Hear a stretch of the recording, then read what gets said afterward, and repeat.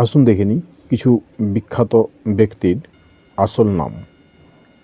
ব্যক্তি আমির খসরু, আসল নাম আবুল হাসান ইয়ামিন উদ্দিন খসরু। উত্তম কুমার, অরুণ কুমার চ্যাটার্জি, আর রহমান, দিলীপ কুমার, কিশোর কুমার, আভাস কুমার গাঙ্গুলি, কুমার শানু, কেদারনাথ ভট্টাচার্য, গ্রেট খালি,